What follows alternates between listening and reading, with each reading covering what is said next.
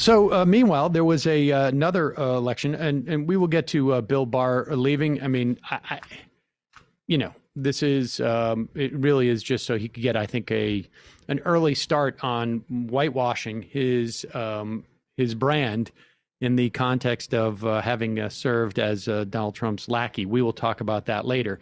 But the other, when we talk about election, the other election that took place yesterday was the Electoral College met around the country and in their respective states and voted consistent with the way that their states or the population of their states basically suggested that they vote. That's the way our Electoral College works. And they elected Joe Biden president. Now, what do you do if you are committed? They say that, it's almost impossible to change a person's mind if their job depends on it. Yes. Well, Newsmax is one of those people, and they've got a little bit of a dilemma because their business model is very much tied into the idea that Joe Biden is not the president. And so how are they going to walk that tightrope after the Electoral College has essentially validated the claims of everyone else that Joe Biden had been elected president? Maybe they'll just say "not my president" over and over again on their broadcast. Well, let's see.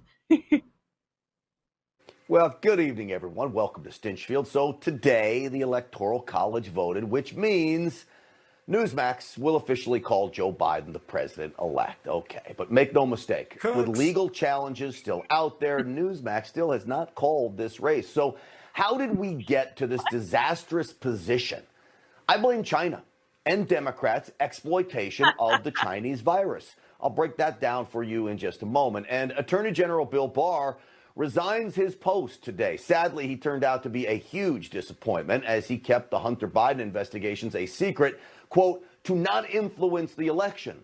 But by keeping it a secret, he did just that. Former Trump advisor Sebastian Gorka is here to weigh in. Plus, the Trump campaign's Mark Lauder will discuss with us the president's path forward and the best legal options at his disposal. What a cavalcade. So now here's the question.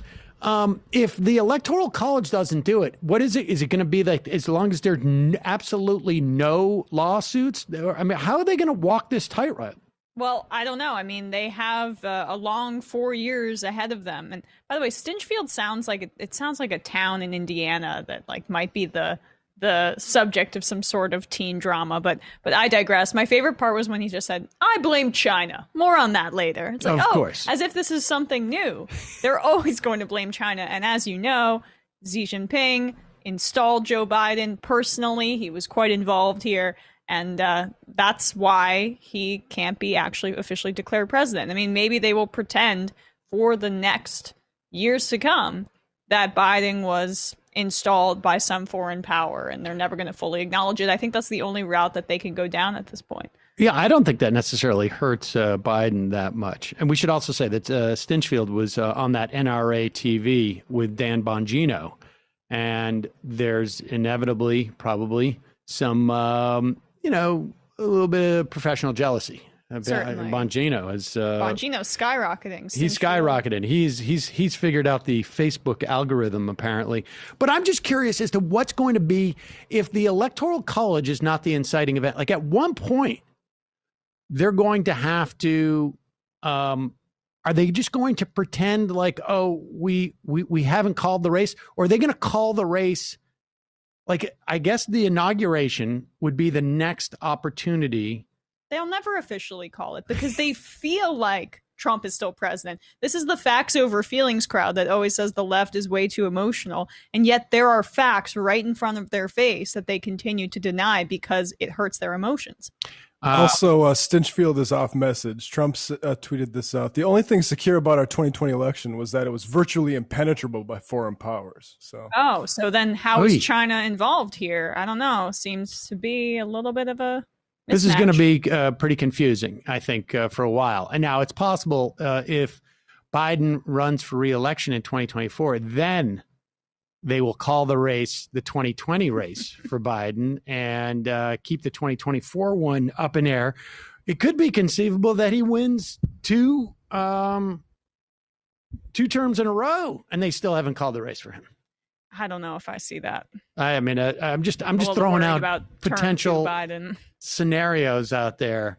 All right. Well, in just a moment, we're going to have Dr. Paul Farmer on the program.